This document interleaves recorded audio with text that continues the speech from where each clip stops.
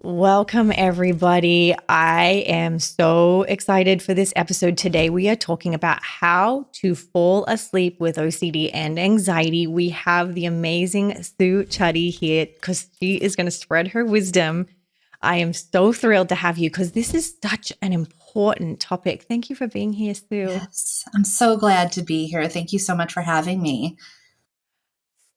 It's often in sessions some of the biggest conversations I have with clients because we need sleep to function well, and sometimes anxiety can prevent us from that one thing. So, can you right off the bat explain the relationship between OCD in specific and some sleep disturbances that people have? Absolutely. Yeah, there's depending on what source you're looking at, it's probably somewhere between 40 to 70% of people with OCD are experiencing some kind of sleep disturbance. So like this is like huge. Yeah, And there's a lot of reasons why that's happening. Like people go to sleep and OCD is, or they try to go to sleep, they're in their bed and OCD is like, yes, like this is like the perfect time to process everything. yeah, And so, in addition to that, like it's a hot time for people to be engaging in rituals as yeah, well.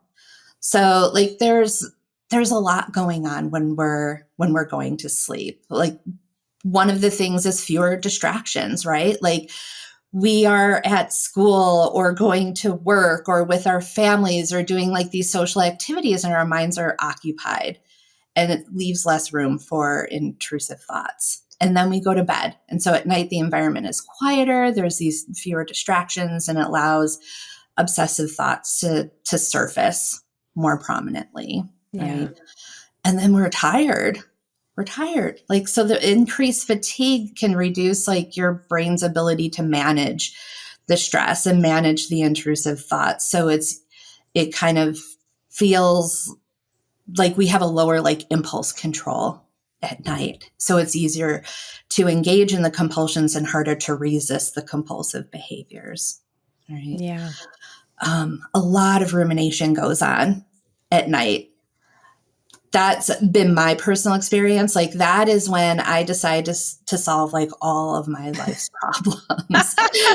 Right. It's Mhm. like 11 o'clock at night, I want to be going to sleep. And I'm like, oh, but that happened today and that happened today. And so, like, that is nighttime provides a time for reflection, which is sometimes helpful. But when it comes to OCD, it turns into rumination and this analysis, right?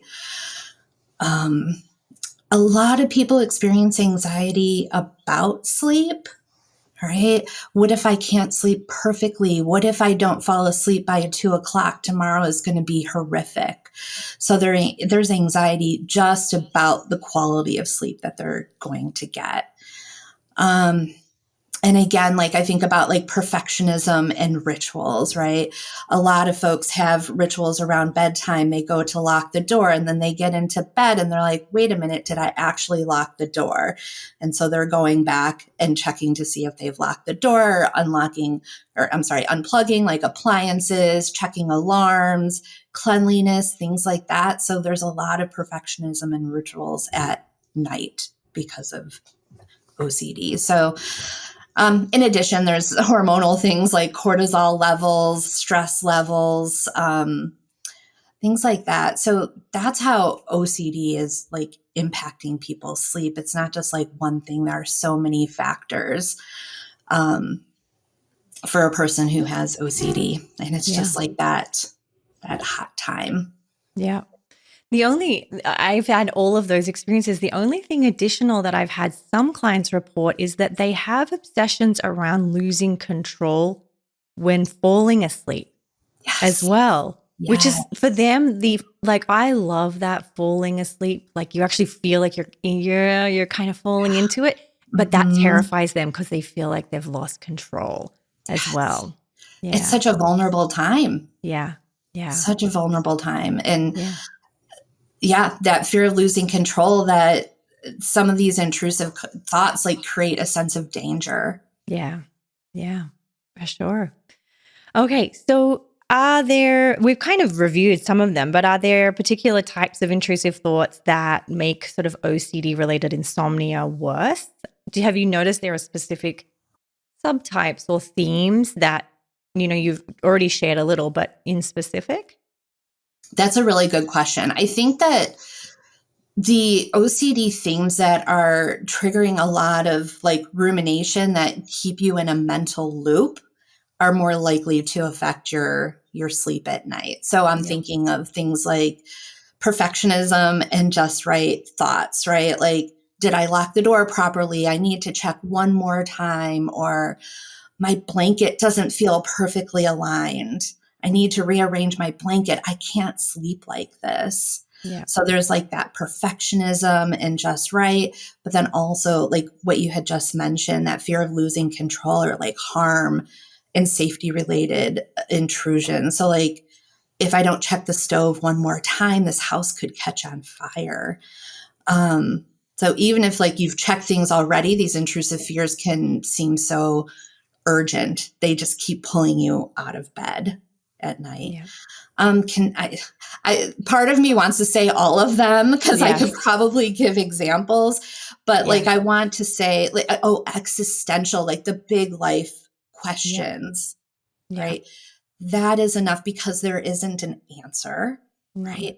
So you feel like you might have this like unlimited time. Like now is the time that I'm going to figure out how to answer these questions. I've got this time to analyze. There's no distractions going on. So that can really keep you in that like mental loop. Um, Relationship OCD can the intrusive thoughts about your relationships, social relationships, romantic relationships, right? Like nighttime is that time that is used to like analyze like what happened that day. My partner did this, my coworker did this, I went out to dinner with my friends and my friend said this. So like there's a lot of like analyzing of like mental reviewing of those types of situations. Yeah. Yeah. And I think I agree with you. Like OCD, any obsession has a way of weaseling its way into the sleep when lights are out, the thoughts get louder. That you, like you beautifully said, like it feels harder to resist. So then all of those little uncertainties that you've managed really well during the day nag at you. Right, right. Yeah. And say, I've got to figure this one out. Yeah. I have to figure Yeah. this one out. I saw a meme last week and it said, I don't count sheep, I count worst case scenarios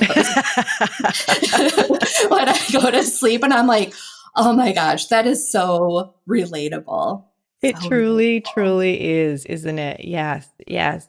So I think what you're saying is it can attack any area. There are ones that come, like you said, the relationship OCD, the sexual orientation, the harm, the religious ones. I see a lot at night as well, because Yes. maybe they've just finished praying and it didn't feel right, or maybe you had another intrusive thought while you were praying.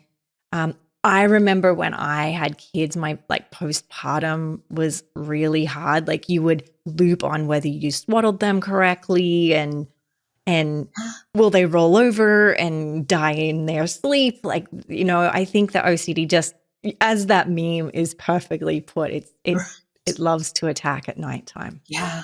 And Yeah. I think about the postpartum OCD and like that listening, right?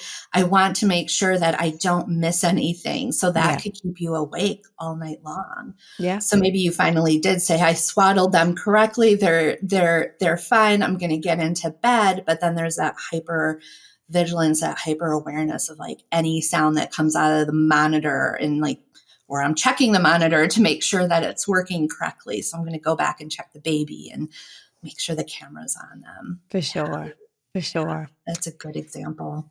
How might someone listening today differentiate between more typical sleep problems and OCD driven sleep struggles or issues?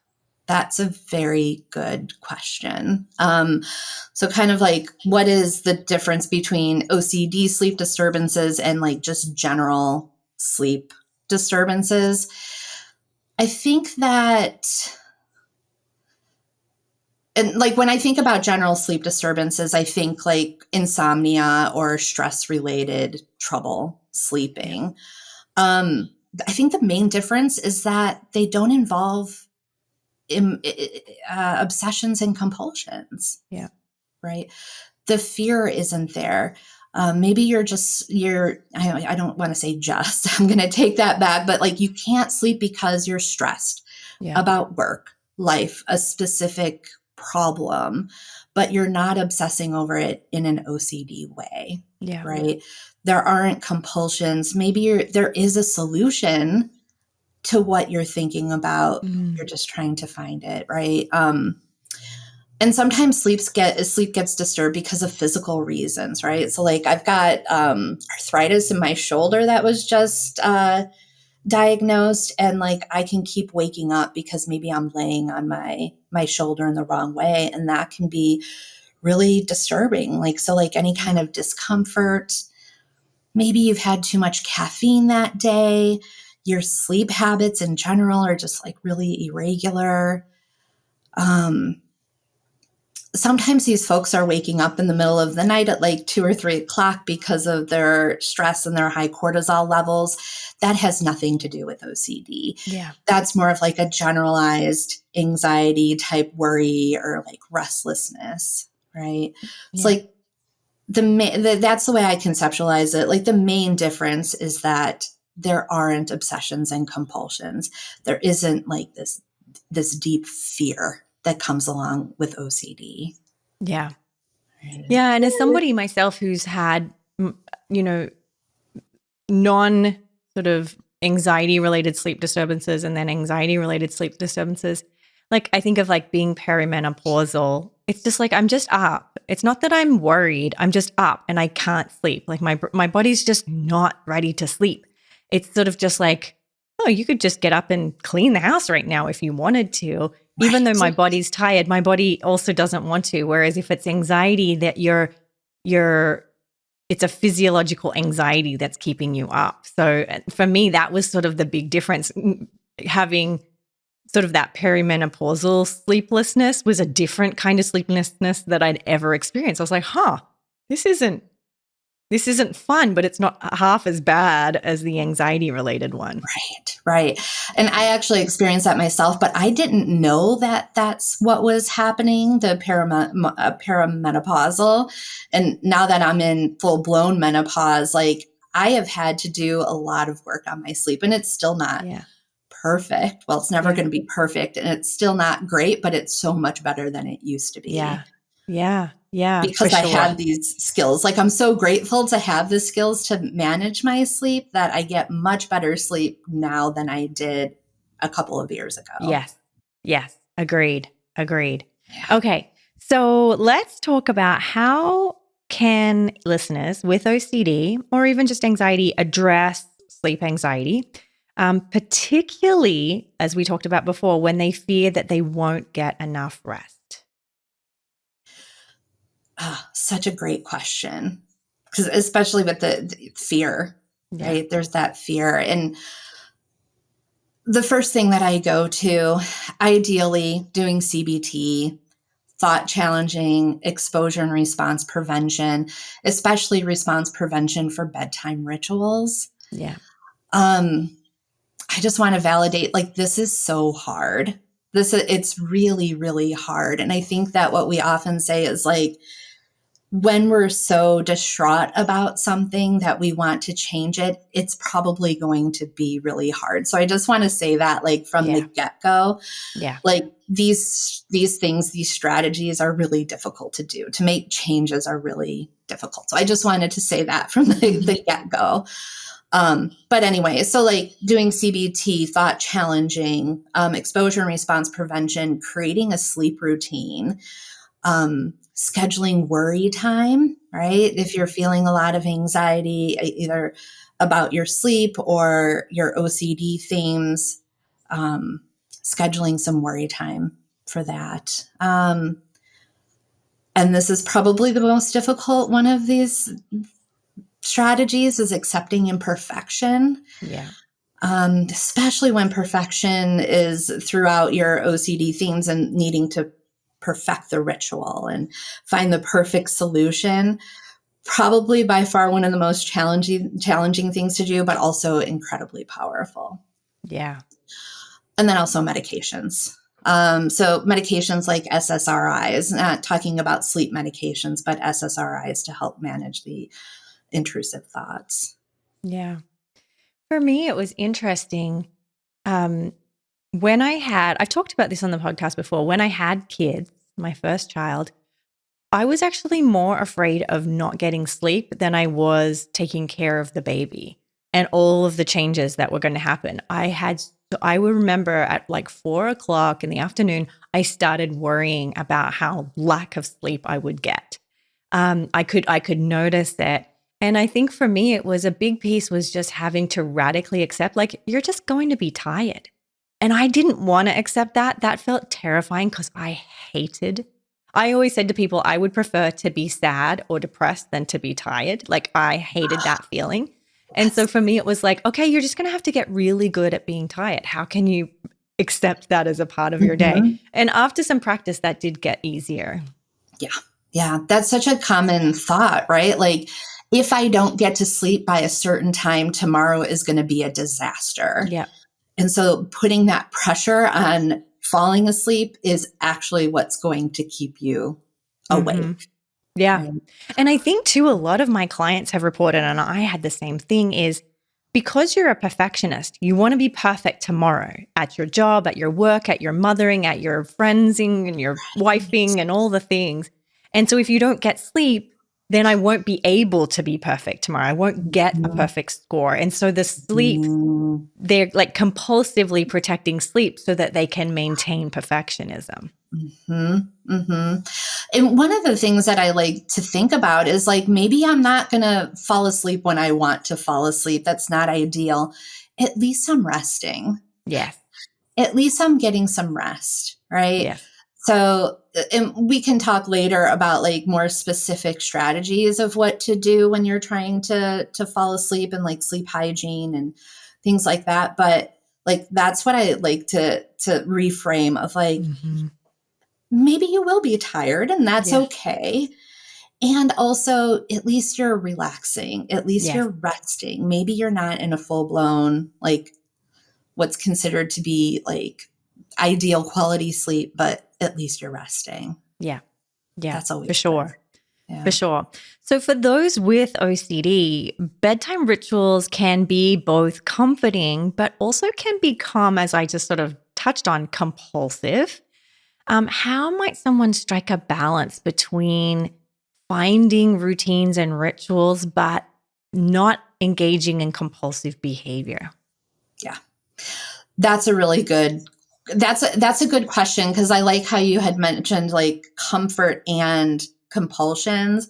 And so what we want to do is shift to comfort and flexibility. Mm, So like routines are really important, but it's important to have flexibility within the routines. And that's how I have found how to navigate through like OCD. And actually we do need to have things like yeah. a flexible sleep schedule, right? So Yeah. going to bed and waking up at roughly the same time. If I was working with somebody who did not have OCD, and they had insomnia, I would have a very like specific like in bed and out of bed time, like a prescription for them.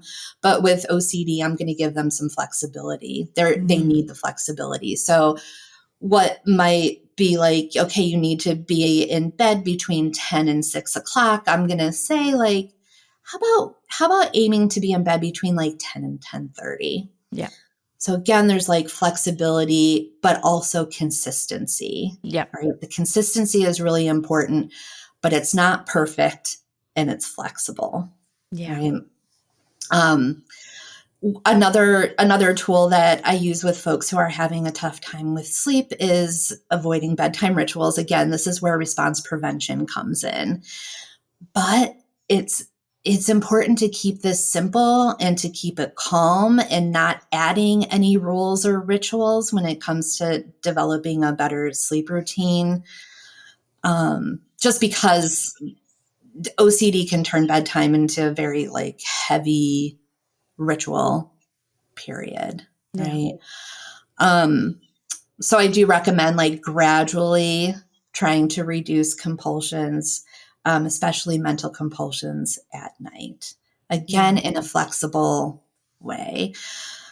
And then also thinking about like the pre-bedtime routine. Again, comfort, flexibility. A wind down routine is really important, I think, for all of us before bed. So sometimes I suggest like a 20-minute bedtime routine. And maybe that looks like some gentle stretching, some deep breathing, reading, non-triggering material, right? You're not going to read see all the CNN headlines from the day, right? Something that is going to be non-triggering, a calming book. Maybe it's like poetry or just like a lovely like bedtime story. Yeah. Listening to calm music, even having like white noise. So just doing 20-ish minutes of that is going to help with like that wind down routine. And again, intentionally keep it loose. It's not like I have to read for 20 minutes right before I go to bed. Yeah. That's when we risk things getting into becoming rituals. Another thing that I wanted to touch on in talking about this is scheduling worry time. I had mentioned that earlier. A lot of people who engage in like mental ruminations and get into like that loop of problem solving at night, limit that mental like rehashing of things and the mental reviewing and the problem solving. And I like to schedule worry time with folks like, okay, you know what? This is a worry that you have. 2:00 in the morning is not when you're going to want to solve this. How about we schedule something at around 4 p.m. for 20 minutes, and this is your scheduled worry time. And when you find yourself at night thinking about the what ifs, creating these worst case scenarios, say, you know what? Now is not the time. I'm going to deal with this during my worry time tomorrow. So you're allowing yourself to worry about it, but not when you're trying to get to sleep. Yeah. And a good like phrase to use is like, this is just my brain being noisy right now. I can let this go, and I'm going to take care of this tomorrow if I need to. Yeah. And more often than not, they're not worrying about it during their worry time, right? A lot of people have found like, I forgot what I even said I was going to worry about. And I know some people have like a little notepad next to their bed and they write down that worry. That's okay too. They're getting it out of here onto the paper, and they can worry about it during their worry time. Yeah. I really like that skill because you're getting out of that loop, or preventing yourself from even getting into the loop in the first place. Yeah. You're setting a boundary with the time you yeah. And I found some clients who do worry time. They'll do their 10 or 20 minutes and they'll be like, it's unsolvable. Like they come to realize like, even when I give myself time to solve it, it's not solvable. And that sort of helps them to reframe like, this is literally, I won't get to the answer here, no matter how I try. Right. That's something that I talk with clients about, like, how do you justify rumination, these mental compulsions? Like, is there a problem that actually needs to be solved? Or is there a solution to this problem? One of my favorite questions is like, would I recommend this to a friend if they had this problem? Again, like that self-compassion, like can come in, like, would I recommend this to somebody else? Yeah. Is this worth my time? Is it working? Yeah. Yeah. Amazing. So we've talked about this pretty much already, but just in case, some people don't know this terminology, are there any additional OCD specific sleep hygiene tips that you think help improve sleep? Because sleep hygiene, it's not saying you need to like clean your body before sleep. We're talking about cleaning up your sleep routine. Is there any other tips people might take with them to practice? Sure. I think that having that bedtime routine, right? Maybe it's washing your face and brushing your teeth and flossing your teeth and listening to a calming podcast, or listening to just like your noise machine, like a white noise machine. I'm trying to think of some specifics. Relaxation techniques. This might be a good time to talk about this. Relaxation. I know a lot of like OCD therapists are like cringing when they hear somebody recommend relaxation to their clients. I think relaxation techniques are great. Again, as long as we're approaching them with flexibility, Yeah. it's wonderful. Yeah. So gentle, deep breathing, like a 4-7-8 method. Like I'm going to inhale for four counts. I'm going to hold it for 7 counts, and then I'm going to exhale for 8 counts, and like doing a few rounds of that. That is helpful for the nighttime routine. A body scan meditation, like a progressive muscle relaxation, where you're slowly noticing and relaxing each part of your body. Noticing your breath naturally without forcing it or counting it. A lot of folks with OCD can get into that like hyper awareness of their breath. Yeah. That's not what I'm talking about. I'm talking about just gently like noticing my breath coming in, my breath coming out. I'm trying to think of some other things. Again, like anything that you're doing to relax that is not effortful is a great thing to do during your sleep routine. Yeah. That's proper sleep hygiene. Yeah. One thing I agree with you on the relaxation piece. Like I have the whole meditation vault, which was Yes. made It's for people amazing. with OCD, because a lot of the meditations or the relaxations they were listening to were saying like, let your thoughts go. And, they imagine your thoughts in a cloud, like, and you're throwing them away. Like, and that can become compulsive. So there are ways in which you can do relaxation or Mhm. meditation or mindfulness Mhm. practices where they're not trying to make the thoughts go away or Mhm. make your anxiety and uncertainty go away. There are ways we can incorporate relaxation and mindfulness to sort of soothe your nervous system, but not become Mhm. compulsive. It's Mhm. nuanced, but it's Mhm. possible. Yeah. Absolutely. And as long as you're paying attention to make sure that's not becoming compulsive. And Yeah. again, that's where, like, I think like that, this is like one of the bottom lines of like this conversation is like flexibility. Yes. Having flexibility, you have a list of tools that you can use and you can choose them, and you don't have to do them in order to get a good night's sleep. Yeah. Yeah. Absolutely.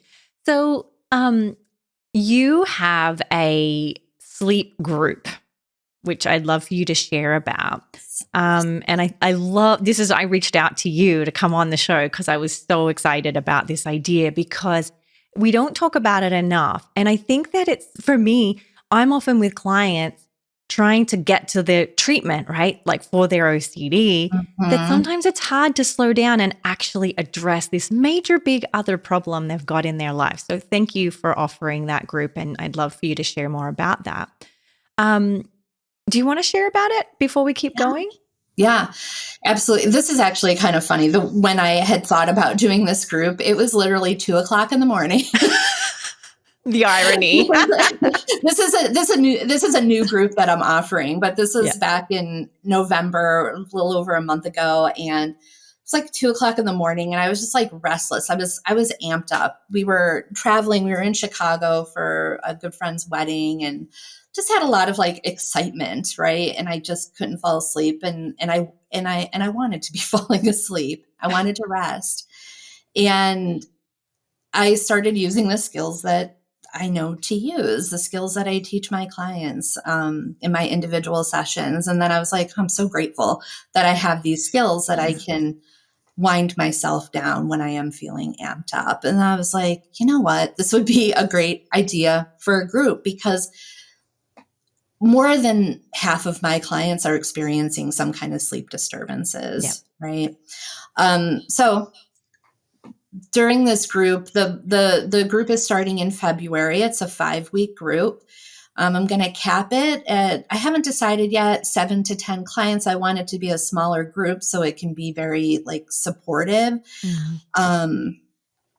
And we're going to be focusing on like how to build those healthy sleep habits, managing the nighttime rumination, and doing like general CBT work to manage the thoughts and beliefs about sleep. And then talking probably more individually, but how to do your response prevention. Like, what are the things that you want to be working on at night and on reducing? Yeah. So there's going to be some focus on CBTI skills. So that's CBT for insomnia. One of those things is sleep restriction.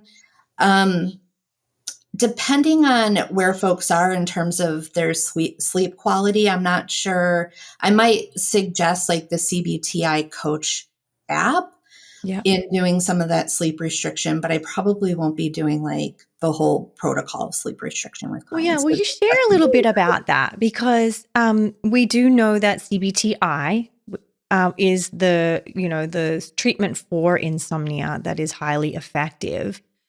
Tell us a little bit about that sleep restriction. I was trained in that early in my internship because I had a client and my supervisor was helping me. It blew me away, this treatment. So would you like to share with us what CBTI looks like for people with OCD? Mm-hmm. Absolutely. So CBT for insomnia, again, it's about addressing the cognitions that you're having around sleep, rumination, things that you're doing like with your thoughts, but there's also the behavioral piece. So the behavioral piece is addressing your sleep hygiene, but also there's something called sleep restriction, and it is really, really difficult. But basically, what you're doing in sleep restriction is there's a lot of calculations that go into it. When I start somebody with CBTI, I'm having them do sleep diaries, Okay. so they're keeping track of like when they're sleeping, how they're sleeping, are they napping, are they waking up in the middle of the night.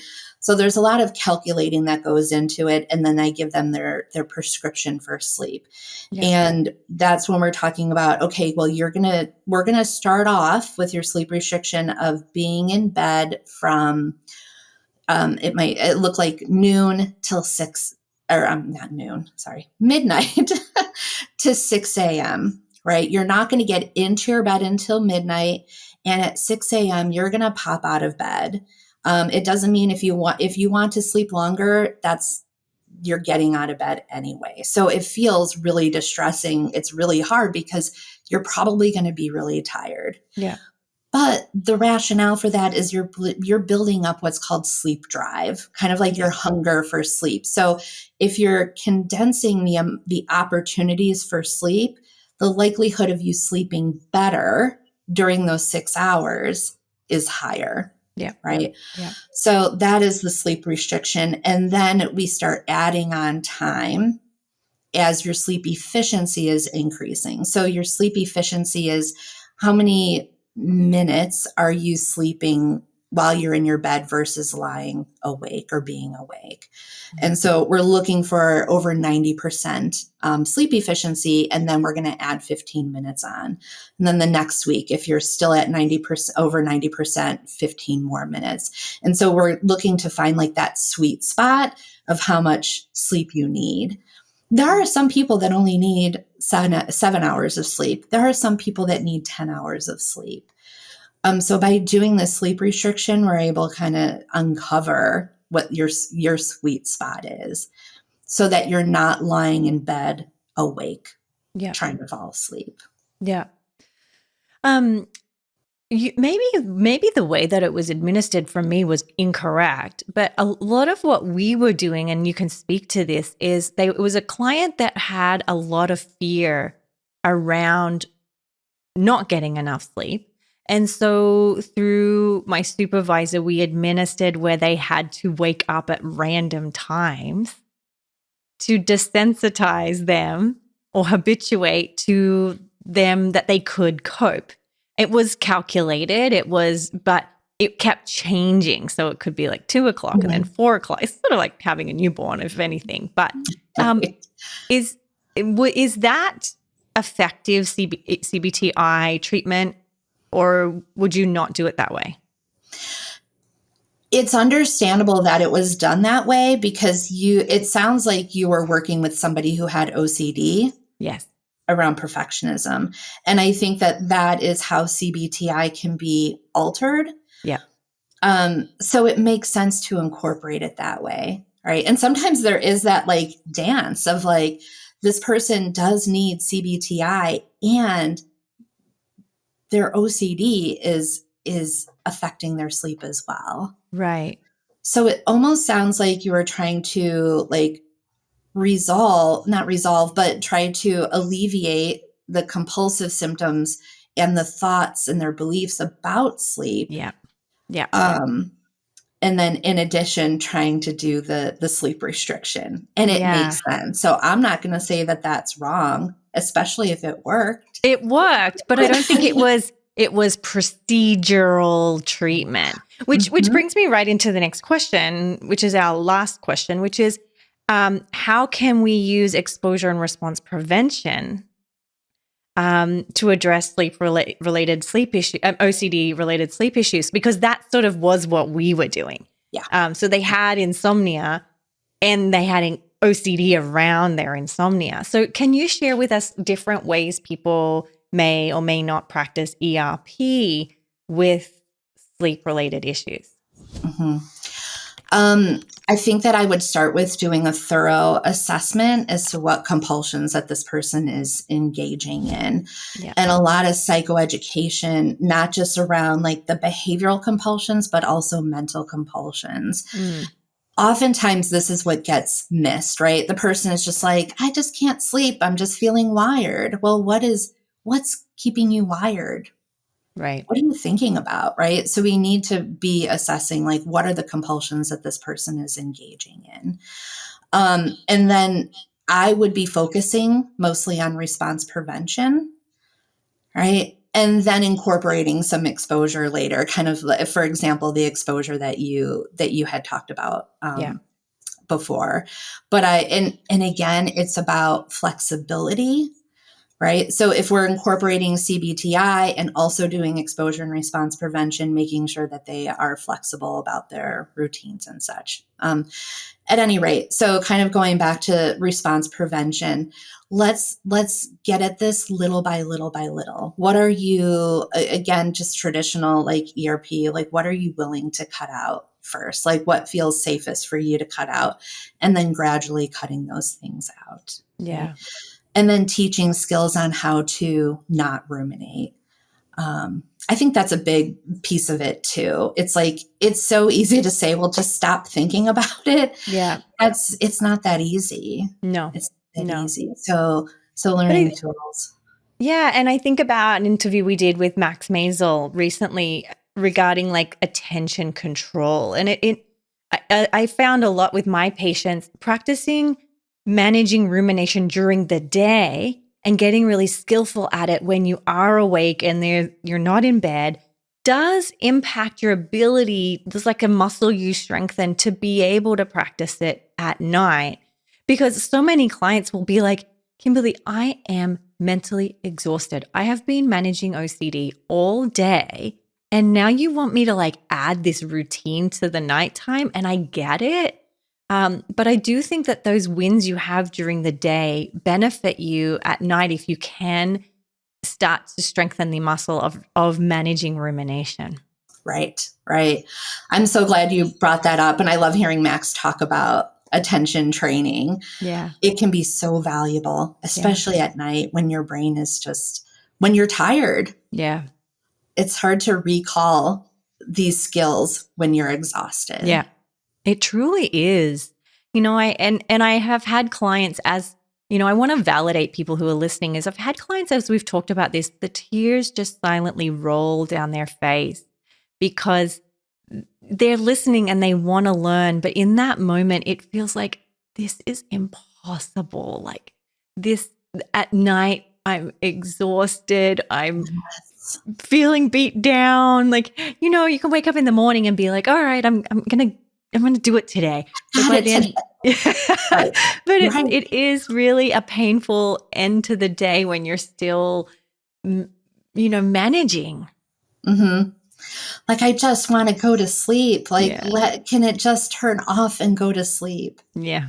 Yeah. And that was one of the skills that I was using at 2 o'clock in the morning when I was trying to, it's like, okay, you know what? I need to drop this and I'm going to pay attention to something else. Yes.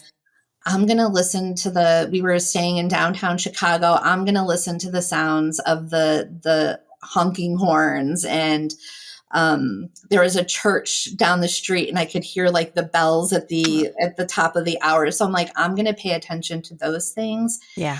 And eventually I'll probably fall asleep. But at least for right now, I'm resting. Yeah. I'm going to choose to do this. Yeah. And I'll give you my tip that I use, which is so silly, is I plan my 90th birthday.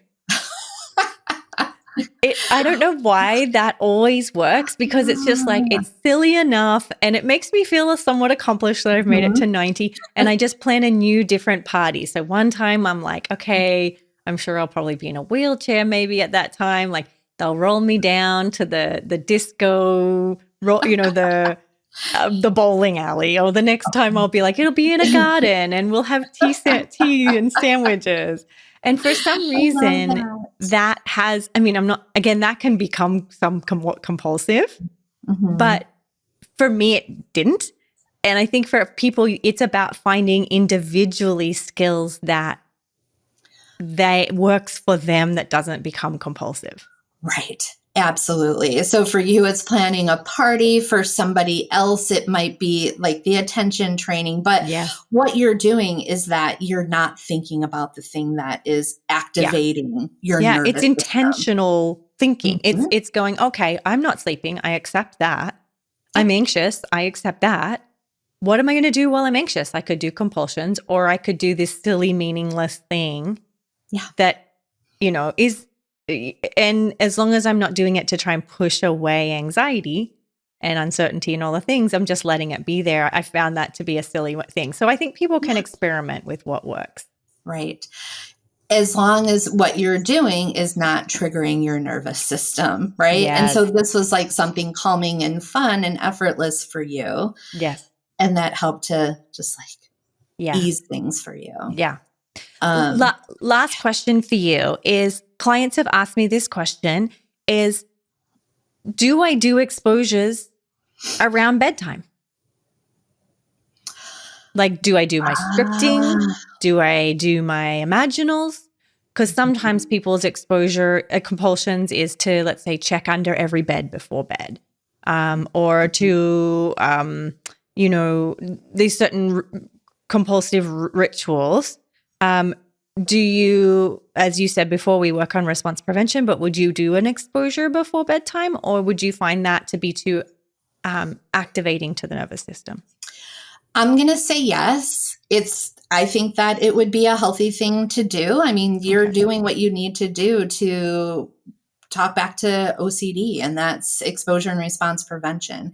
So I'm going to say yes, but I'm also going to say with the caveat of making sure that you've got the skills that you need in order to ease yourself back into like the state where it feels good to sleep. Yeah. And also addressing like your thoughts about sleep. Like, I can do this exposure and response prevention, and I can activate this anxiety that I'm going to feel because I'm not going to be doing this ritual. I can allow that to be there, and that's okay.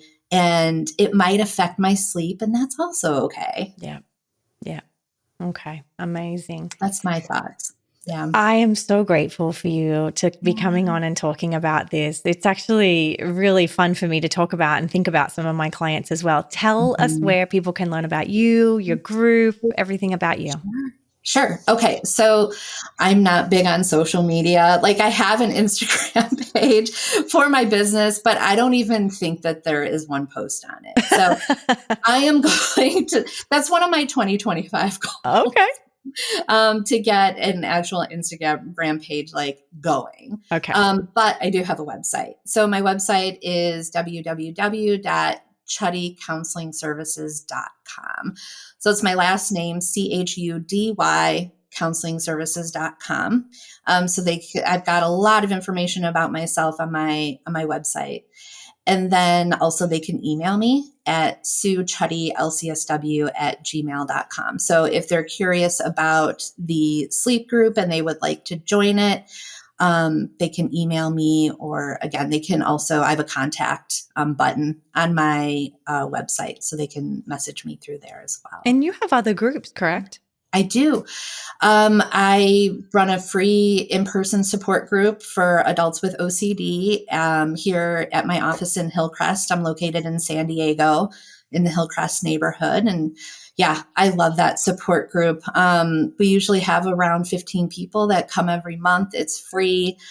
It's just a great place. It's just full of self-compassion and a safe place for everybody to talk openly about how they experience OCD.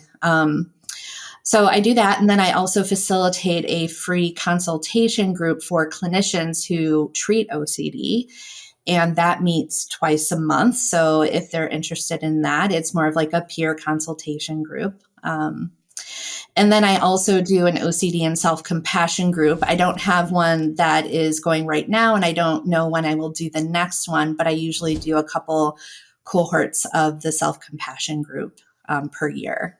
Yeah. So yeah. So good. Thank you for all the work that you do. Of Really, course, truly. You're so I amazing. love it. Yeah. I love this work. Yeah. Well, thank you guys. That is how to fall asleep with OCD. I hope you found it helpful, and go to Sue if you need additional resources, because she's a powerhouse in this area. Thank you, Sue. Thank you. Thanks for having me.